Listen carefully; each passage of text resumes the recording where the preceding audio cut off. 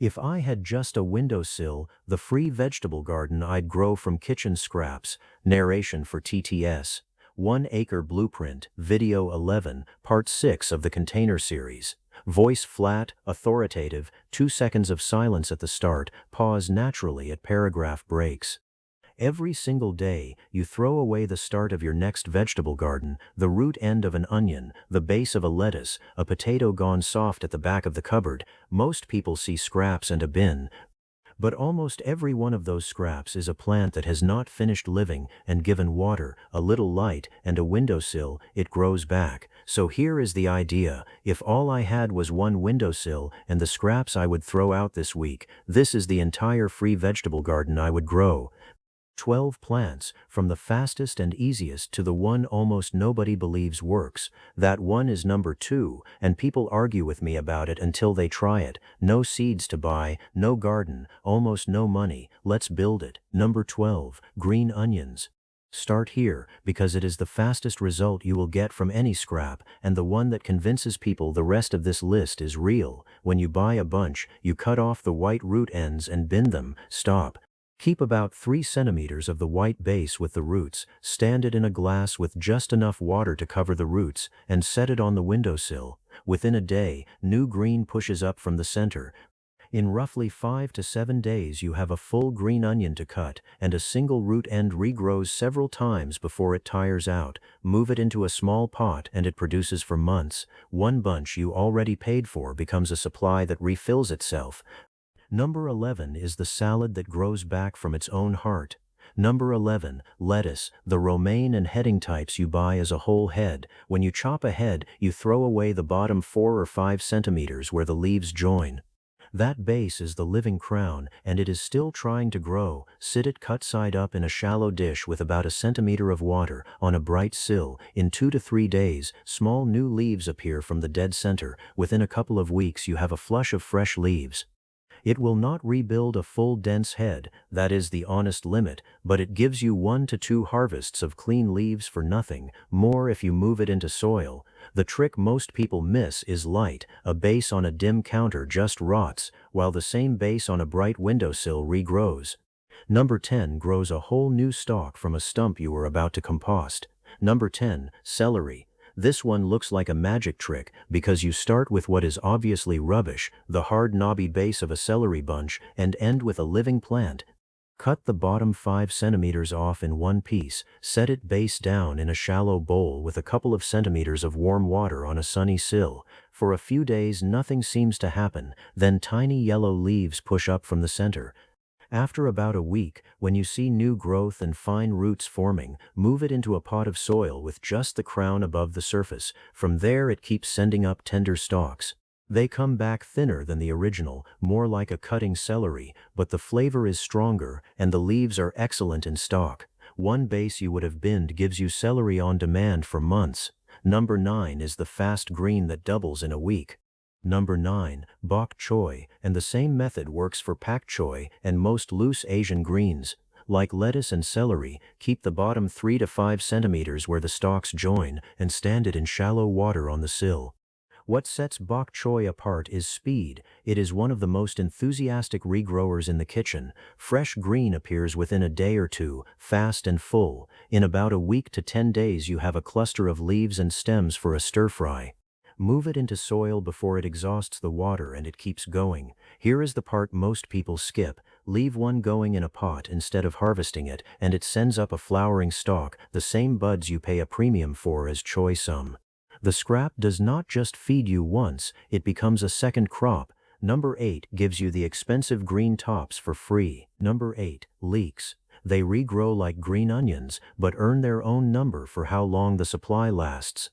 When you cook a leek, you use the white and pale green and discard the root base. Keep the bottom 5 centimeters with the roots, stand it root down in a glass of water, change the water every couple of days, and a new leek center grows straight up out of the middle. Leeks beat onions here because a single base regrows patiently for a very long time, especially in a deep pot, since leeks are a long-season cold-tolerant plant that keeps standing through weather that kills tenderer crops. You snip what you need and leave it to refill. One leek you already bought becomes a standing supply you harvest from rather than replace.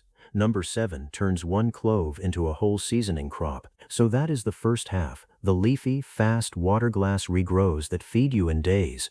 The back half is where it gets interesting, because these scraps do not just regrow leaves, they grow whole new plants, new bulbs, new tubers, turning a single piece of rubbish into food for a whole season. Quick question while we are here, which of these have you already tried, and which one did you not believe until you saw it? Tell me in the comments. Number 7, garlic. Everyone has done this by accident. You leave a head too long and the cloves push little green shoots out the top, and most people throw it away thinking it has gone off. It has not gone off, it has woken up. Take the sprouting cloves, push each one pointy end up into a small pot of soil or a glass of water, and the shoot grows into a tall, mild garlic green that tastes like a cross between garlic and chives. Snip those greens into cooking like an expensive herb, and they regrow after cutting. But put a few sprouted cloves into a deeper pot and leave them, and each clove pulls off the real trick. One clove grows, divides underground over the season, and becomes a whole new head of many cloves. One clove you were about to bin returns as an entire head. Number 6 is the tropical flavor people pay a fortune for and never grow at home. Number 6, lemongrass. This surprises people because lemongrass sells as an expensive specialty stalk, yet it is one of the most reliable scraps to revive. The stalks you buy are living stem bases. Take a couple of the firmest, trim the top, and stand them in a glass with a few centimeters of water on a warm, bright sill. Within 1 to 2 weeks, white roots push out of the bottom and a new green shoot drives up from the center. Once it has a tuft of roots, pot it into soil and keep it warm, and that single stalk multiplies into a clump that produces stalk after stalk. Lemongrass is a grass, so you do not harvest it once, you cut from an ever-widening clump and it refills. A few dollars of stalks becomes a permanent, self-renewing supply of one of the costlier flavors in the shop. Number 5 is the herb shelf that never empties. Number 5, soft herbs, above all basil and mint, from cuttings. This is the highest value swap on the list for what you spend, because cut herbs are one of the most expensive and most wasteful things you buy. You pay for a big bunch, use 3 sprigs, and watch the rest go slimy. Instead, before that happens, take a few healthy stems, pinch off the lower leaves, and stand the bare stems in a glass of water on the windowsill. Basil, mint, and many soft herbs grow roots straight out of the stem within 1 to 2 weeks. Pot the rooted cutting into soil, and you no longer have a bunch of herbs, you have a herb plant, giving you leaves for months instead of days. Mint is so willing it borders on unstoppable, which is why you keep it in a pot. The honest catch, woody herbs like rosemary root slower from water, so lid with the soft ones. Number 4 is the spice you have always bought dried and never imagined growing. Number 4, ginger. Here you stop regrowing leaves and start growing a real root crop from a scrap, and ginger is the easiest doorway in. Find the little rounded growth points, the eyes, on a knob from the shop. Take a piece with at least one healthy eye, let the cut surface dry for a day so it does not rot, then lay it just under the surface of a wide, shallow pot, eye up, and keep it warm and lightly moist. Ginger is slow and tests your patience. It can sit a few weeks before a shoot appears. But underground, that knob is swelling into a branching hand of fresh ginger many times what you planted. After roughly 8 to 10 months you tip out the pot, or just reach in and break off what you need and let the rest grow. One knob you might have let shrivel becomes a renewing supply of a spice most people never dream of growing on a windowsill. Number 3 is the same trick, but it feeds a family. Number 3, potatoes. We have all seen it, a forgotten potato at the back of the cupboard, soft, with pale sprouts reaching out of its eyes. That is not spoiled, that is seed. Each sprouting eye is a complete new plant. Cut the potato into chunks so each carries 1 or 2 healthy sprouts. Let the cut faces dry for a day to seal, and plant them 10 to 15 centimeters deep in a large pot or a fabric grow bag. As the plant grows, mound more soil around the stem, and new potatoes form along the buried stem in the dark. From one sprouting potato you would have binned, a single plant commonly returns in the range of 5 to 10 new potatoes, and a couple of them fill a whole grow bag. This is where the math becomes obvious. You put in one scrap and dig out a meal. One rule the labels never tell you: grow from your softest, most sprouted potatoes and eat the firm ones. Number 2 is the one nobody believes until the pot is full. Number 2, sweet potatoes, the scrap people flatly refuse to believe in until they grow one. A single sweet potato is not one plant, it is a factory for many. Suspend a whole sweet potato half in a jar of water with toothpicks, or lay it in a tray of moist soil, somewhere warm. Over a few weeks, that one tuber sprouts a crowd of leafy shoots called slips, sometimes a dozen or more from a single potato. Snap each slip off, root it in water for a few days, and every one becomes a separate plant. So one sweet potato, the kind you might have let go soft, becomes 10 or more plants, each growing its own cluster of new sweet potatoes underground, and the leaves are edible greens you pick all season while the tubers swell. One scrap, a whole bed of plants, 2 crops off each. That is why it sits at number 2. Number 1 is the simplest idea on the list, and it quietly produces more free food than everything above it combined. Number 1, the seeds inside the vegetables already in your kitchen.